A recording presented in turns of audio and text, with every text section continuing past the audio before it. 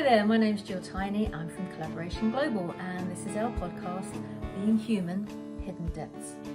I'm going to be interviewing some of our members from Collaboration Global, and they're going to be sharing with you their extraordinary lives.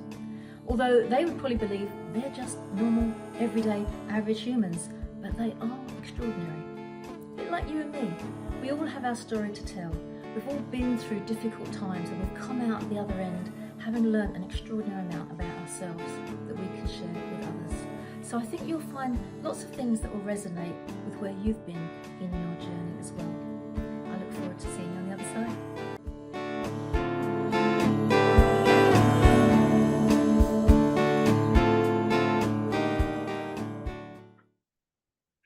Hello and welcome to Being Human, Hidden Depths. And I'm delighted to say have invited along one of our members of Collaboration Global, Mr. Keith Trubshaw. Welcome, Keith. Lovely to have you here. Hello, and thank you. Nice to be here. I've got a feeling we're going to have a bit of a giggly situation here today. It's one of those days. When we did a podcast with Liz Trubshaw, I did say to her, I feel like you and I should be at the back of the classroom being naughty. She said, yeah, absolutely. And I've got a feeling that you and I, along the similar lines, that we would have got into trouble at school if we'd been sat next to each other. You just said Liz Trubshaw. You won't have two. Sorry, Liz Scully. There we go. There we go. Yeah. I was one of the naughty kids. No, I wasn't really naughty. I just wanted to appear naughty. I was quite politically astute. So I sat at the back with the naughty kids, but I was the goody two-shoes, truth be known. Yeah, right. Well, I was a goody two-shoes as well. It's interesting, isn't it? And I literally was a goody two-shoes because in my class, we were always, from literally week one of being in senior school, we had the same class all the way through the 7 years and 5 years. And week one, we were put on school report because our class were collectively the naughtiest. So we were always having to get off. So we were on school report for a month, and then somebody else would do something, and then it would be another month. And I think for the whole 5 years we were on school report, we were known as the naughty class. And we probably had the worst bullies in our class. But because I was with the bullies, I was one of them. I was part of the collective. Politically astute. Two shoes. I got out of a lot of the scrapes because it wasn't directed at me. It was them others out there that did it.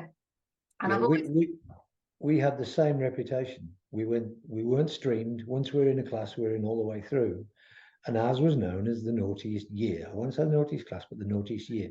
Not in terms of violence, but in terms of obstreperous behaviour. Yeah. To the extent that, I mean, I didn't do A-levels. The day we finished school, we were scheduled to finish, say, on a Friday. Mm-hmm. And they came to us one afternoon about sort of 3 o'clock. It was 4 o'clock finishing time in those days. Right, you can go home now, don't come back. Because they were worried that we would have played up. And we would have. So, yeah, we had fun. But in my case, that's 52 years ago. Well, I'm not even going to add up the numbers. I'm not going to even go there. It's a little while ago when education was slightly different. And I think a lot of people in business today refer back to those days of education as being a sausage machine to get us to pass the exams in order to do the jobs that they wanted, whoever they are, wanted us to do. And it was kind of the end of the Victorian era. And I think a lot of people still consider education to be in that space, that the way we were taught. And I don't think it is. I think it's doing it a disservice at the moment. But there is still always room for improvement. It's I would tend to think that it hasn't changed as much as maybe you believe. But that's just my opinion. You know, I still think that they're turning out people to be employees and servants.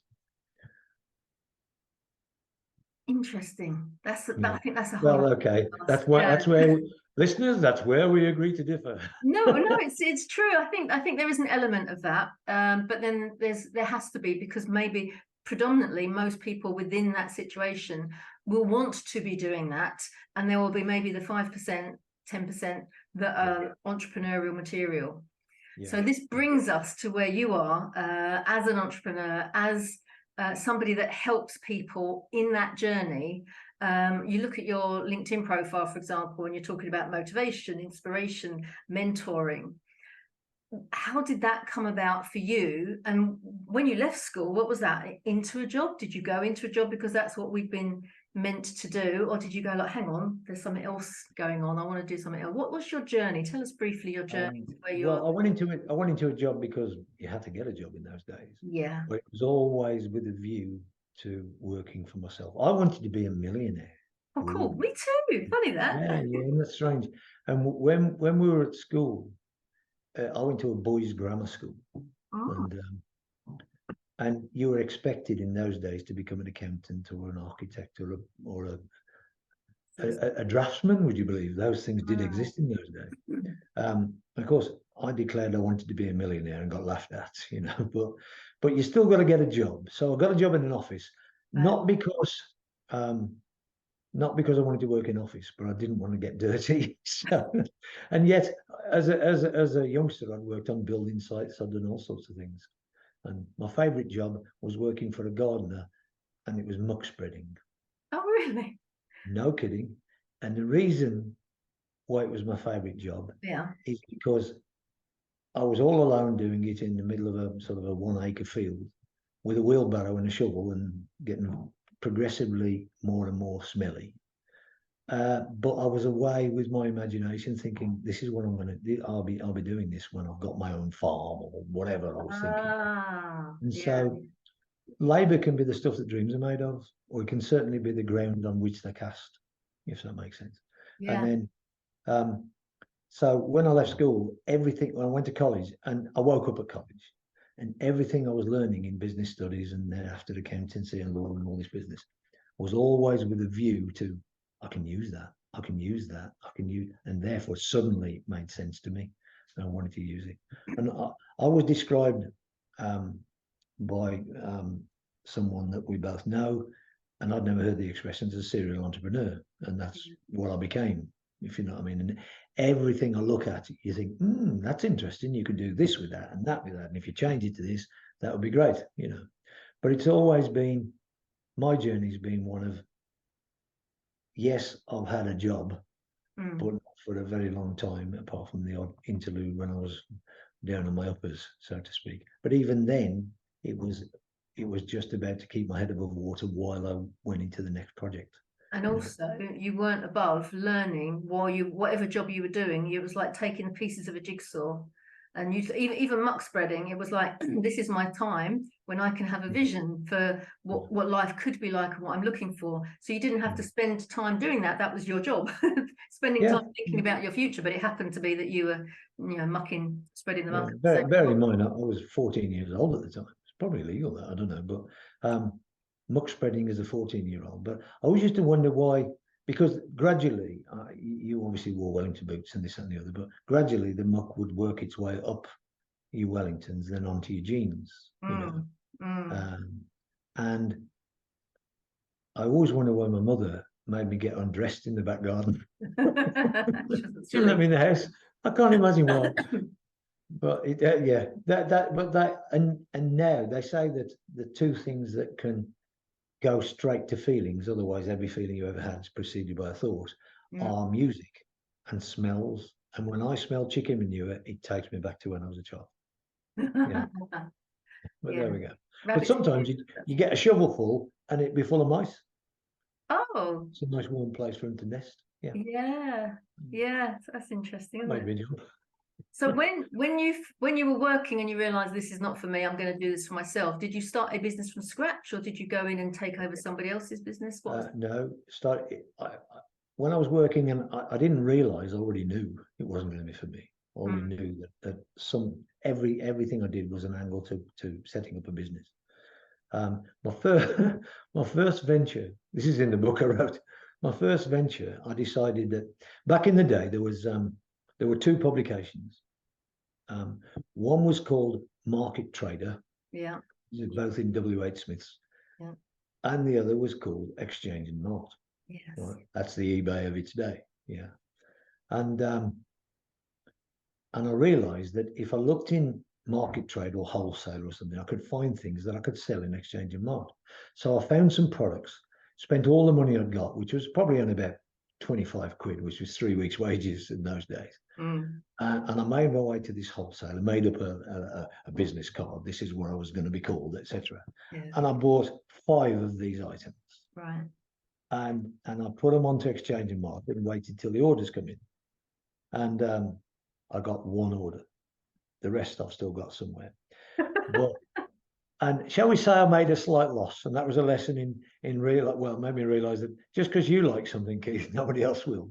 Yes. But I would have got into trouble if I'd have tried it nowadays, because these were they were cigarette lighters in the form of cast metal hand grenades. Oh, I remember those. Pardon? Yeah. Yeah, and I think I might have struggled to send them through the post. Maybe you were the one that bought it. I don't know. I didn't say I had one. But that was my first venture. Wow. And that It's funny how resulted it in failure. starts small, and it's good to make those losses in the early days because you learn. Oh, I've made bigger ones. Yeah, it's true. So from then on, where did you go from there? What was your first business that you went, right, I've done it, I know how to do this malarkey now? Yeah, I'd done my apprenticeship in the steel industry, then I went in the plastics industry selling, and I hated it. I hated it because I was working for a company that I didn't believe in what they were selling and the service they gave. And you can't sell what you don't believe in. No. So I saw a job, I was trained as a buyer, even though my qualifications were in the accounting world.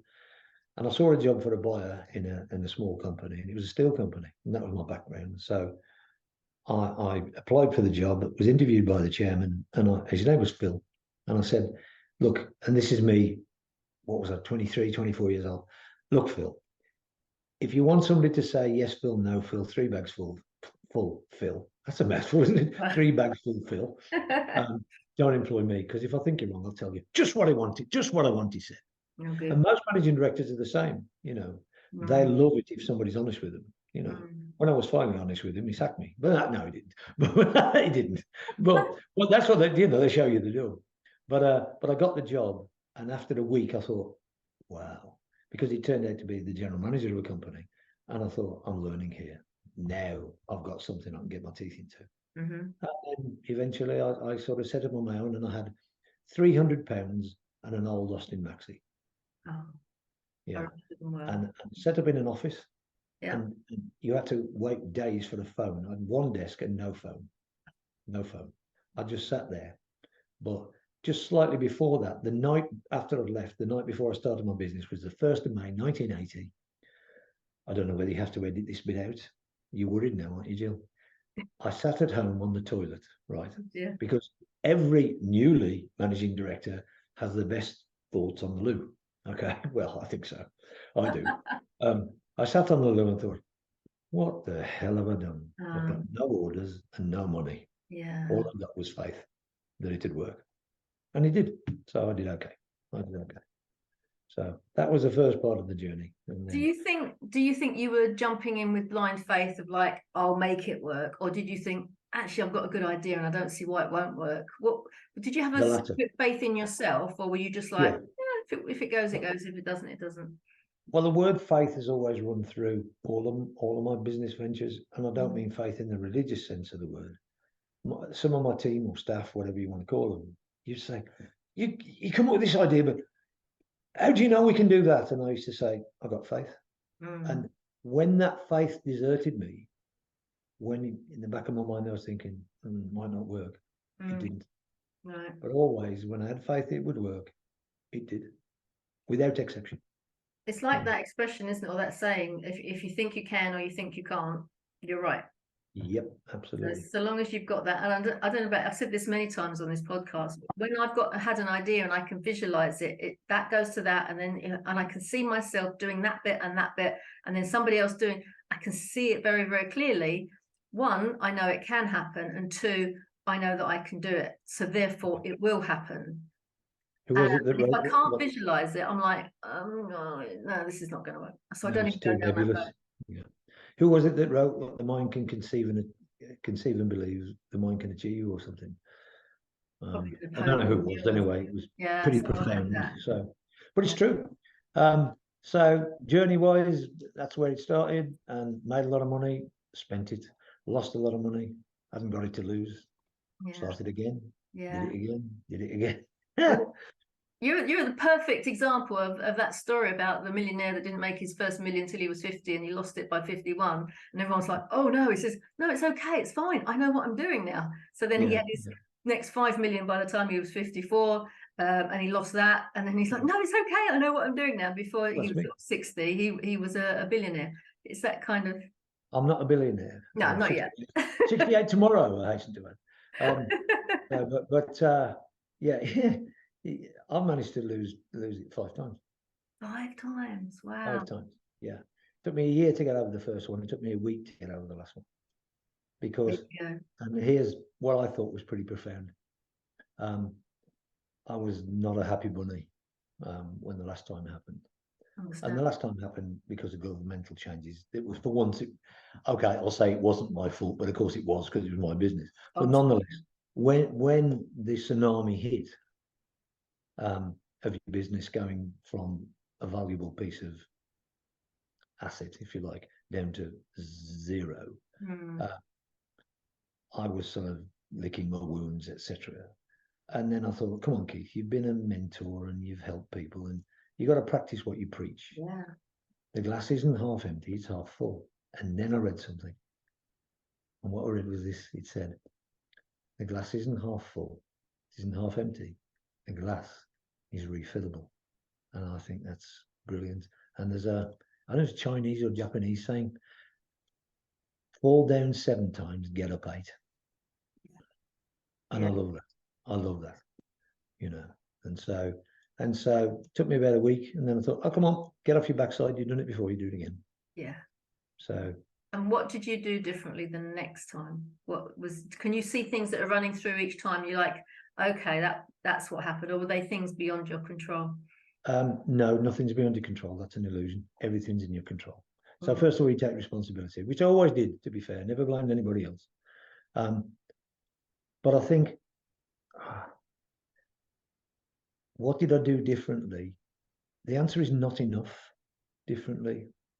And it's only recently that I realized one of the, in my book, I write about what caused me to fail. One of them was the pursuit of wanting to be liked. Oh, yeah. You can't always do that. That's dangerous. Yeah. But since having written it, and since, if you like, casting around and thinking, you know, how come you're so good at building businesses and so rubbish at keeping them? You know, and I'm brilliant at building businesses, but I'm not too good at keeping them. And I know the answer now. I'm going to say it, I'm a pretty good entrepreneur, but I'm not a very good manager. Right. And what I've failed to do, I kept everything to myself instead of building it from the outset and letting people manage it for me. And that runs through the whole of my business career. I'm great at HR. Nobody ever leaves when they work for me. They don't, because I care about them, and and that's reciprocal, and we become a family, and that's wonderful. But the rest of it, I find it tedious. Therefore, it gets swept to one side of the desk. Therefore, it doesn't get done properly. You know, it's whatever you end up being, your talent and your genius, and you know, this is the bit that you love, and this is the bit that Talent, loves you genius. for, and this is the bit you're good at. There's always something that is like, you know, the niggly stuff, and to be able to recognize it and see it and go, look, I need someone else to be better than I am at this rubbish. I can't do this stuff, so I need somebody that knows what they're doing, and then give it to them. And it might be give them the whole business and go, look, I started it. Off you go, run. Yeah, and funnily enough, when you say, look, I can't do this stuff, actually I could, and that's the problem. Yeah. You know what I mean? Because I could do it, Yeah. you know, I might have been the best at something, but while I'm being the best at a lower echelon job, I could have been being mediocre at the job that I'm supposed to be there for. Yeah, you know what I mean? So it's working on the business and in the business, isn't it? And that was my mistake, was trying to do everything and micromanaging, for want of a better expression. Yeah. And so I have to force myself not to do that, and to say, look, have at it, just go for it, do what you do. And I used to say to one of my secretaries over the years, if she'd make a bit of a mess up, I'd say, do you notice how I cleaned it up? Then I said, mess up. That was quite good, wasn't it? and I'd say, look, if that's the worst mistake you make this year, I'll live with that. That's fine. Don't worry about it. You know, I might have been seething inside, but I'm going to tell her.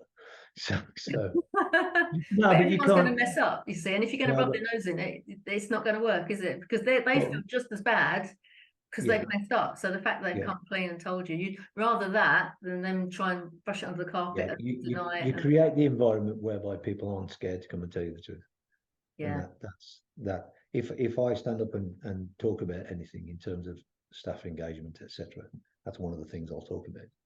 Because people want more than money. People want to feel valued, and they want to feel their opinion counts, and they want to feel not just cared about by the boss, but cared about by their co-workers as well. And there's a great book by a guy called Sean Anker. I don't know if you ever read that. Sean Anker, I think. Yeah. It's called The Happiness Advantage. Worth reading.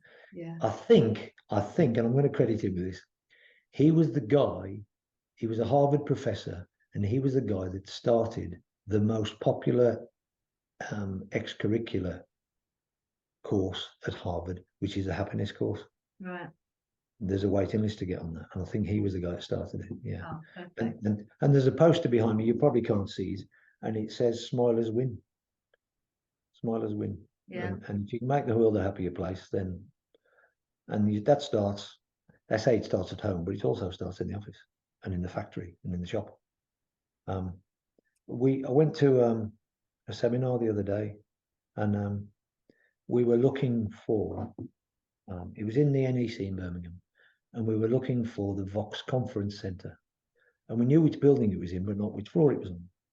And there was a janitor, young lad, about 30 years old, sweeping up or something at the bottom of an escalator. And we said, "Excuse me, where's the Vox Centre?" Oh, he put his broom down. He said, "Oh, what you do is you go there. Okay, is that all right? Fine, lovely." And then later on, during the conference, there was a lady on the door who was one of the managers there, and I said, "Excuse me, if I've got a complaint to make, who can I speak to?" And she went, "Yes, sir. I suppose that's me." I said, "Well, the good news is I haven't got a complaint. I want to pay a compliment to somebody, because now I know I'm speaking to the right person." And this lad could have just said, "Oh, I don't know," but he didn't. That's an advertisement for. And if people listen to this and they've got a team of people working with them or for them, if anybody on that team doesn't answer a question in that manner, when it might be outside of their area of responsibility, then because everybody is a salesman for the company or a sales lady. Absolutely, yeah.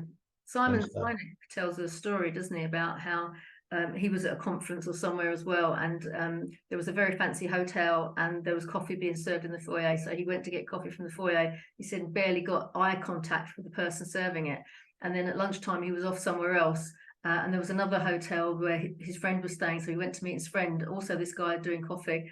And he said it was chatty. "How was your day, sir? Are you having a nice time?" And he said, like, wow, he said they're both doing the same job, but one of them will 100% be enjoying himself more because he's engaging with the people. So he then started asking questions about, why do you like working here and all the rest of it. He said, "Oh, my manager's amazing. He helps me out. The people here are lovely and friendly."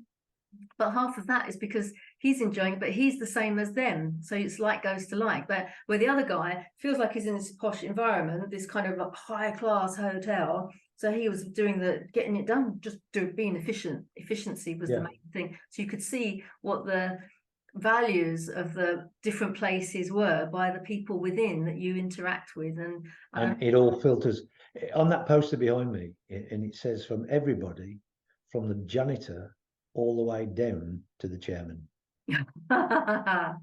Perfect.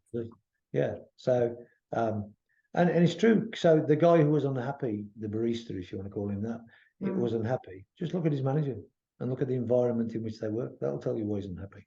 Yeah. And if he's generally an unhappy person, then he's just gravitated towards that anyway.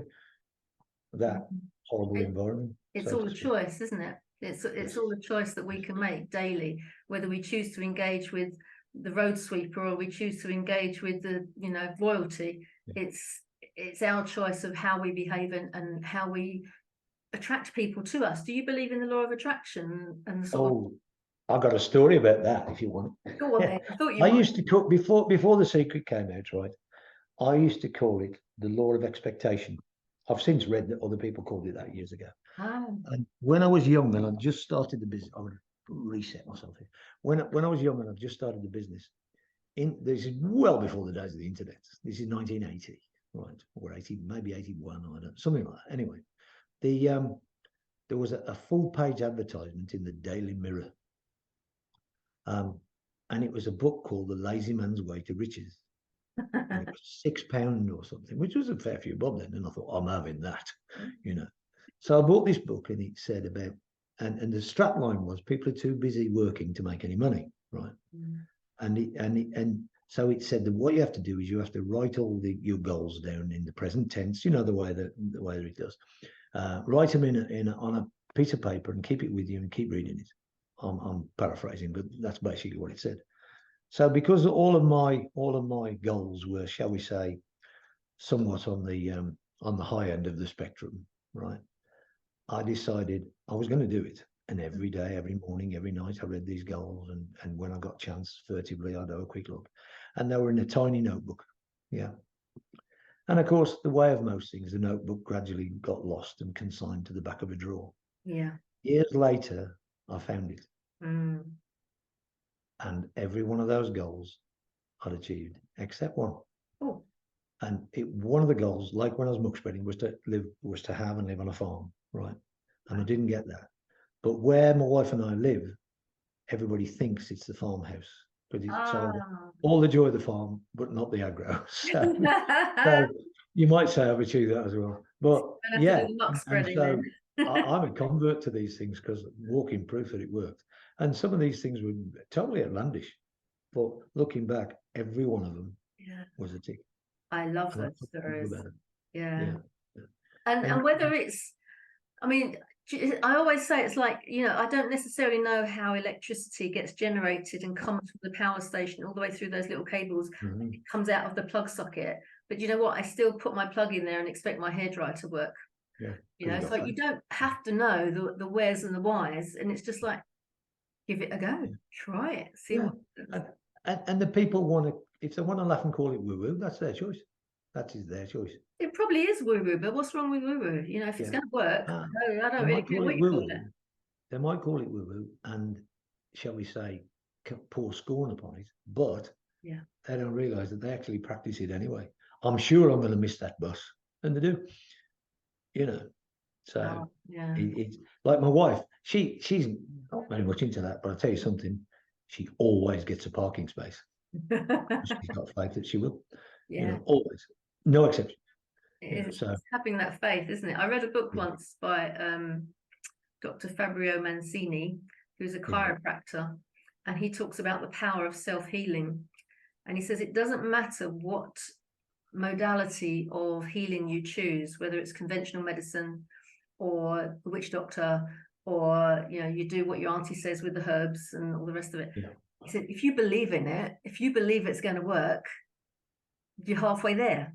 You know, that's why witch doctors are so powerful. Yeah, exactly. If you have faith in it, then these things happen. It's like, this is what bugs me when you go to the doctors. They go, I'm really sorry, you've got cancer. Prognosis, probably about a year to live if you're lucky. And you know, it's like, whoa, why would you say that to someone? You don't know for sure. You can tell them maybe they've got cancer, but it's like, well, you can live as long as you want to. It's entirely up to you how far you want to go with this. And you make choices along the way. It's crazy. As a member of our community, Collaboration Global, who was told a long time ago that he had MS and was told that within a year you'll be in a wheelchair, and within 5 years, probably that's it. Well, that was 20 years ago, and his wheelchair is in the back bedroom as a monument to not using it. It's gathering dust, and he hasn't used it for many, many years. And he's like, I just chose not to believe the doctors. He said, because they had a way of looking at it, and I had another way of looking at it. I think that's brilliant. And to the doctor, that's your truth, Mr. Doctor, not mine. Yeah. So I don't think anybody should say this is what's going to happen to you in the future, because nobody knows. Nobody knows. Yeah. Oh, we're getting a bit deep now. Oh, I like this. It's interesting because I come across I don't want to be a sweeping statement here. I come come across people who have been in business for a long, long time, and they kind of know the stuff, and it's, you do this, you get this, you do this, you get this, this is your marketing strategy, this is your operations strategy, this is what you should do for your customers, and all the rest of it. And the wider side of life doesn't seem to touch them. They don't look at law of attraction, or they don't look at you know, whether how you are affected by what you put into your body, not just from the food point of view, but from what you absorb from information and knowledge, and whether you watch the news or who you surround yourself with, and all these kind of things. It's like, oh, no, that's fine. I do. And they're so very determined and straightforward with, this is what I've done for the last 20 years, and this is what I know works, so this is what I'm going to carry on doing. That it's very rare to find somebody that kind of like yourself that is going, oh, no, I've tried this, I've done this, this is interesting, this happened to me. So you're very open-minded, it seems, considering we don't really know each other that well. You appear to me to this person that would be open-minded enough to kind of not deprecate somebody else's beliefs and way of doing something. Never. And you could extend that into religions and everything, couldn't you, really? Because if everybody accepted everybody else's ideas and religions, then there wouldn't be no wars, would there? So, yeah, hey ho, live and let live. That's what's frustrating. Most religions believe this, more or less the same thing anyway, just with a different guy up the front, you know. Exactly, yeah. They're all saying my neighbour and all the rest of it. It's just the same rules apply, maybe different headgear, but it's like, we're all on the same side here. We should all be looking after each other. So when I sometimes describe some of the things that I might get up to, and people say, why have you done that? And I said, well, no matter what religion you are, I believe that when the end comes and you go upstairs and you want to get in, there's a test, and I want to pass. So yeah. So usually the test is, were you good while you were on the planet, isn't it? That's and I mean, that was a serious lesson that I had to learn, you know, stop being avaricious and start thinking about other folks, you know. I'll talk about that if you like, but that was a profound, well, two lessons, two profound lessons that was, in terms of wanting, in terms of being selfish, I suppose, because that's what it is, right? It's greed, isn't it? So and you think, oh, I want more, it's mine, you know. And that's something I try to avoid. I'm not always that successful at it, but I try to avoid. Well, tell us those stories then, if there are two experiences that you've been through. Anybody think I was manipulating you into telling you those stories? Okay. You feed me and I'll just... three. I'll tell you three stories. Right? One I might get a bit upset over. Okay, right. Described by others as a serial entrepreneur. So what does an entrepreneur need more than anything else, right? They need creativity. Okay, is that fair? When I first went to school, we had an English master whose name was Graham Mathers, and he, if you look at the Dead Poets Society, the Robin Williams character, it was him. Wow. Yeah. Didn't do convention. For the first term, he made us read this book we'd never heard of by some bloke called Tolkien, and it was called The Hobbit. Right. Then in the second term, he devoted 1 out of 6 periods of English a week to tell us from memory this story called The Lord of the Rings. Right. And I've read the book 3 times, and I know how accurate it was. Right. Yeah. He even sang the elven songs. I can remember it to this day. Oh, Elbereth Githani. I remember him doing it. Yeah. Anyway, so we all loved him. He used to hand out the cane and this, that, and the other, but we still loved him. Then he was taken ill. We heard he got a tumor on the brain. So he went into hospital for heaven only knows how long. But a year later, he came back. And he had a big scar down his forehead there. Yeah. Bear in mind, this is 1967, 68, so that was major surgery. Anyway, he came back, and after a couple of weeks, he invited me into his room, as they called it. And again, with Robin Williams characters, this was like the Goodwill Hunting room, you know, full of books and dusty desk and nowhere to sit except for him. So this 14-year-old kid is standing in front of him, and he said, and he got my exercise or my essay book, and he said, Chubbers, which We called him Dickie. You know, he's a two-way street nickname. So, Trubbers, what's happened to you? I said, what do you mean, sir? You know, sarcastically, on sir. And he threw my textbook at me, or not textbook, essay book, and he said, that? So, what do you mean? He said, you know what I mean. I said, I don't like her, sir. Her being the peripatetic teacher or the temporary teacher who'd take. There was nothing wrong with the lady. I just liked him, you know, 14-year-old full of attitude. And his words changed my life. He said, let me tell you something, young man. Whether he was true or not didn't matter, because I believed him. Yeah. He said, there are 300 and odd boys in this school. You are not the cleverest by a long way. Not one of them. Oops. Not one of them can touch your imagination. Oh, wow. I walked out there on the ceiling. Yeah. That point changed my life. Yeah. And it changed, and it did, you know. Yeah. And I tried to trace him years later and failed. And then I gave a talk to the Rotary Club. Well, I was invited to join. I did, and I told, and you have to do a speech. So I stood up and I said, well, I was invited because I was told you need a youth team because they're all older than me. And I talked about him, that story. And a surgeon was in the Rotary Club, and he came over and he said, I won't tell you what happened to him. He died in my care. But years later, he'd survived for many years, you know. So that's my first story. Okay. Second story. I ought to put spaces in between these, haven't I really? Second story. After I'd lost, I don't know, 2 or 3 fortunes, shall we say, I was on my uppers, and I mean on my uppers. I'd got no money apart from a tiny bit of maintenance that I owed to the mother of my youngest son. She lived a 30-mile round trip away. I could either put petrol in the car, or I could go on an old rusty bike with no brakes. Yeah, uphill and down dale. So I decided to go on the bike. It was a very warm September day, and I cycled there and I cycled back. I was absolutely shattered. I was desperate for a drink of water. And coming through the country lanes on the way home, a farm tractor had spilt some potatoes, right? And I stopped and I looked around. I know this is going to be a podcast, and I'm not ashamed of it. I was then. And I stopped and I looked around because I was ashamed. And I picked one of the potatoes up and I put it in my bag. Yeah. Because that was going to be my dinner. Yeah. Yeah. And at that point, that very point, yeah, I thought, wow, there is, in my successful time, I've had yachts, I've had airplanes and all this business. And they don't mean absolutely, and they don't mean nothing, you know. Yeah. And that moment, I suddenly realized that all my life I've been doing this, it's mine, it's mine. Yeah. But when you do that, you can hold a lot more and let it flow through, and life change from that moment. Yeah. And it does. So if that's a bit of philosophy for people, just believe me, if you open your hands and open your heart, it flows through.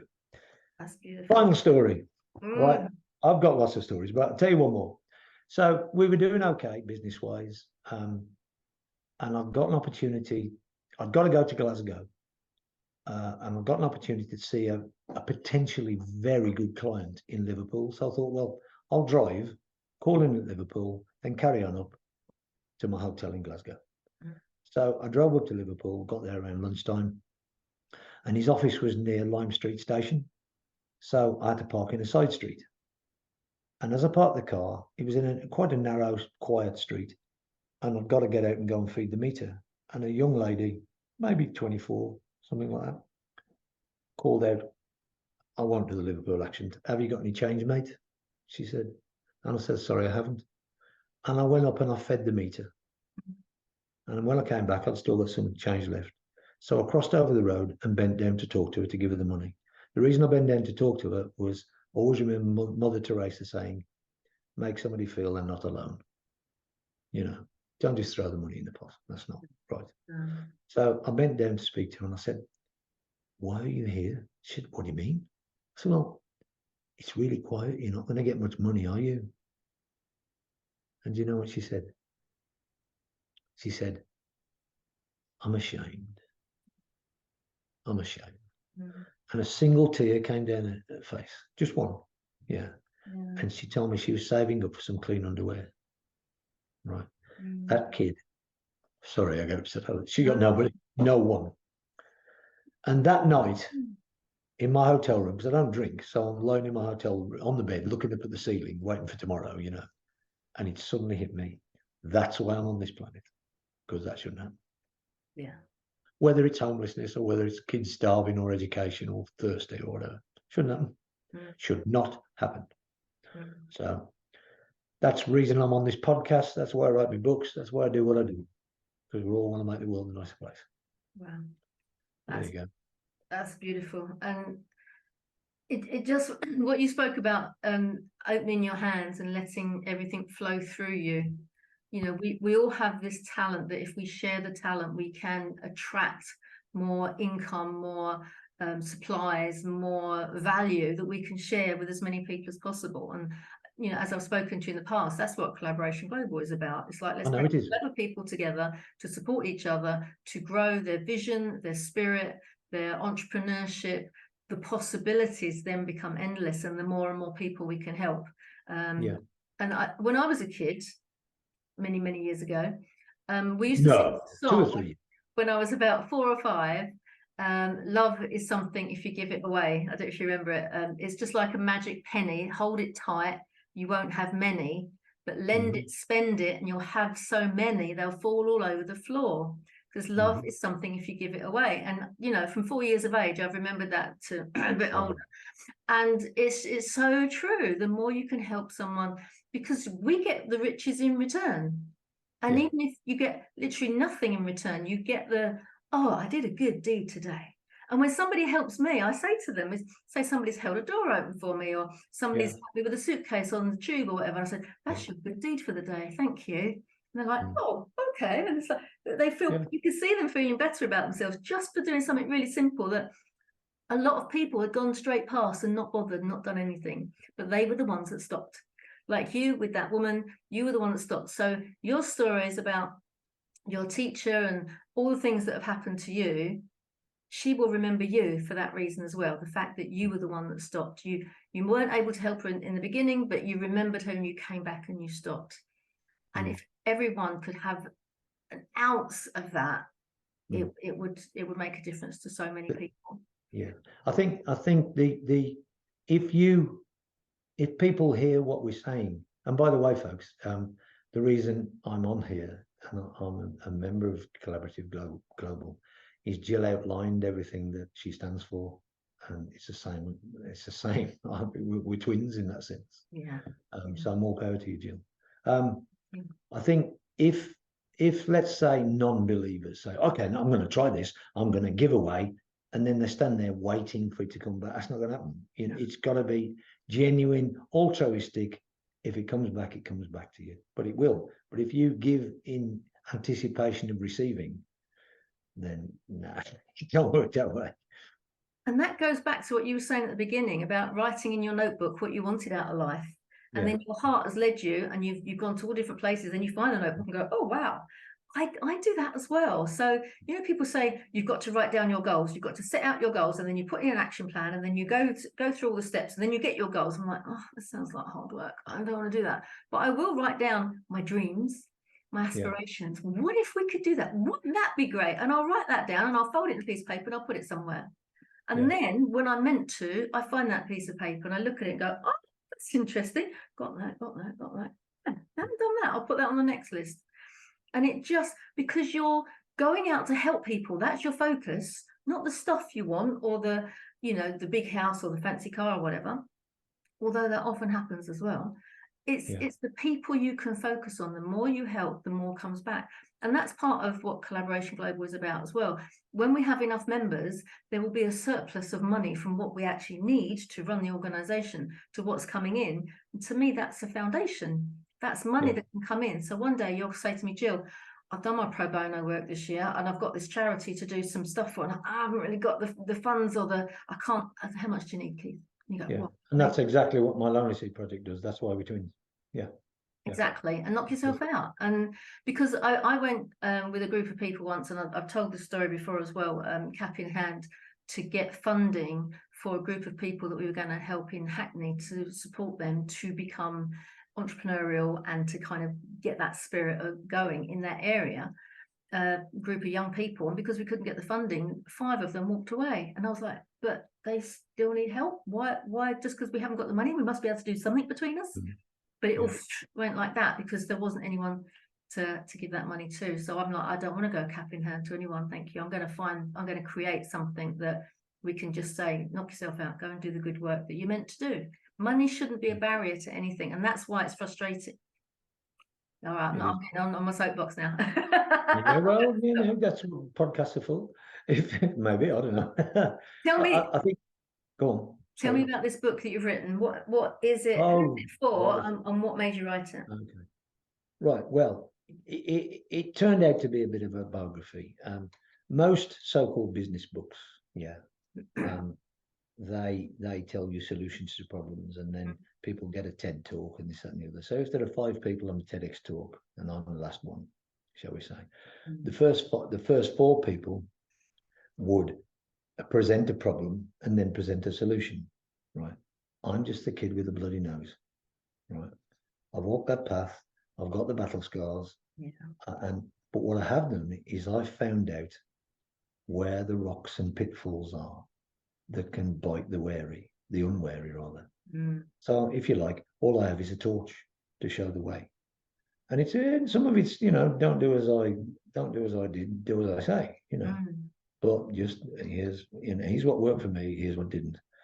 Most of it didn't, And so hopefully it's an easy read. But the reason why I wrote it is because of the fact that around the world, managing directors, entrepreneurs, business people that carry the can, for want of a better expression, they feed more people around the world than all the NGOs and charities put together. They're risk-taking, right? But there are no charities for them. Who helps them when they're in a place they don't want to be? I had a meeting lunchtime with somebody exactly that place, and all they wanted was just not somebody to moan at, just a touchstone for somebody who understands, who's been there. Likewise, that person was helping me in some of my issues, But it's like, and we're talking about giving, and was it a kindness done releases endorphins, a kindness received releases endorphins, and a kindness witnessed also releases endorphins. Yes. I've got yet another story. If you imagine, right, where do you live? London, you live, don't you? Okay. M1. Let's choose the M1. Yeah. Rainy, horrible day, winter's day, rainy, freezing rains coming down almost horizontally. There's a guy in his old car and he's broken down in the inside lane. Yeah. He's not in the AA or the RAC. His mobile phone has run out of credit and it's flat anyway. Yeah. And he has no money. And he was on his way to his last chance meeting to try to stop him repossessing his house. If he does the deal, he keeps his house. So he's in fear anyway. So chances of him getting that are unlikely. But he was on the way, and this is his last chance. He's in the lonely seat, big time. Yeah. Now imagine, same day, same time, outside lane, in his supercar. There's a young 30-odd-year-old zooming down the outside lane, speeding because he thinks the speeding limit doesn't apply to him. Yeah. And I'm the man. I've made it. I'm on my way to make my next fortune, my next deal. I'm going to make me another £1 million, etc. He hasn't seen his family for a while, but that doesn't matter. He looks after them, so that's fine. He'll be back on Wednesday with a bit of luck. If he only knew that by pulling into the side of the road and reversing, getting out of his car into the rain and saying, "Do you need a hand, mate?" Yeah. He himself would have the best day that he can remember. Yeah. Because everything else is shallow that he's got in his life. Because happiness comes from contribution. Yeah. How do I know that story? Because both of them people could have been me. Easily. Yeah. And that to me is the essence. There you go. That's it. That's the essence of what the book's about. The book's about stop chasing the wrong target. Yeah. The target should be go direct to happy. Don't bother collecting £2 million. Go direct to happy. The £1 million will come. Just go direct to happy. Yeah. And the essence is the word. People use the word love. I like to use the word kindness If you've got a choice, just be kind. Don't cost a lot, does it? You know, and I sound like I'm philosophizing now. I said, I have my moments, don't get me wrong, I swear a lot of this and the other. But to me, if you've got a choice, be kind, otherwise just shut up. You know. Well, So what a and I want perfect, to, same as you, I want to change the world. I do. I yeah. want to change the world. And you do it one person at a time, one entrepreneur at a time. And those people that are sitting in that lonely seat and are doing all the right things that they've been told to do to get the business rolling in, and it probably is rolling in, but there's something missing. There's a little gap sitting there, and they're like, I just don't feel happy. I don't know why. That's the sort of person that you know that you can help, because you've been at both ends of the spectrum. And they can help others as well. It's just a case of reach up the ladder to get help, reach sideways, or reach down the ladder to give somebody else a hand who's struggling a bit. But either way, you'll feel good about it, and your business will be stronger for it as well, because you'll be a more rounded and, frankly, happier person. And I think I'm walking, talking proof of that. You know, Absolutely. and you know, one of my friends, when I was writing this book, we were in a kind of writing group, and we were in a hotel, and she said to me, she said, she's quite famous now, she's doing really well, and she said, what's your book called, Keith? And I said, The Lonely Seat. The subtitle at the time was How to Survive It, and now it says if business was easy, everybody'd have one, you know. But and she's, ooh, that's a rubbish title, she said. I've known you 6 months, she said, and in all the meetings we have every month, you're my man of joy, she said. Yeah. I thought, wow, I want that on my gravestone. My wife knows me better. She says, man of joy, you're a grumpy so-and-so. But there you go. But what a nice thing to have on your gravestone, you know, man of joy. That would be, I'd take that one. Write it down quick. Yes. So if somebody's sitting listening to this podcast and they recognize themselves as that person that's struggling, or they recognize themselves as that person that's got it all, but there's something missing, what's the easiest way to get hold of you, to have a chat with you about how to change it? Or if they just think there's something missing and I want to help, you know, I want to just reach out, be able to reach. It's like a golf club without the golf for speakeasy. Yeah. You can reach me at keith@thelonelyseat.com. A nice easy one, keith@thelonelyseat.com.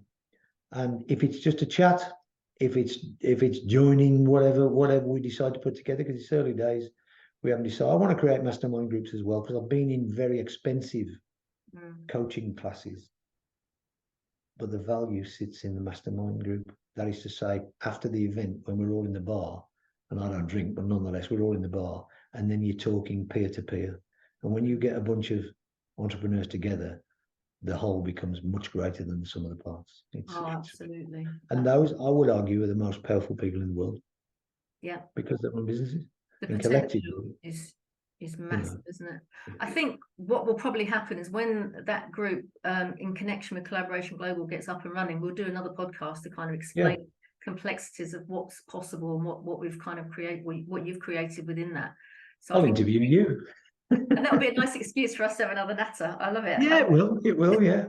Well, doesn't need much of an excuse, to be fair, but it's a good one. Yeah. So I'm going to pull it to a close now, Keith, because I think there's beautiful stories in there.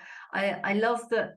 I think people will be able to understand and connect where you've come from and where they're going to, and see that, you know, you've got this not only experience, but a heart to make a massive difference in our world, definitely to make a dent in the world that we live in a positive, powerful way.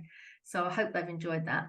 Of course, if you want to meet Keith and he's at one of our guest meetings, you can meet him online when we have our Collaboration Global sessions, always the last Tuesday of the month.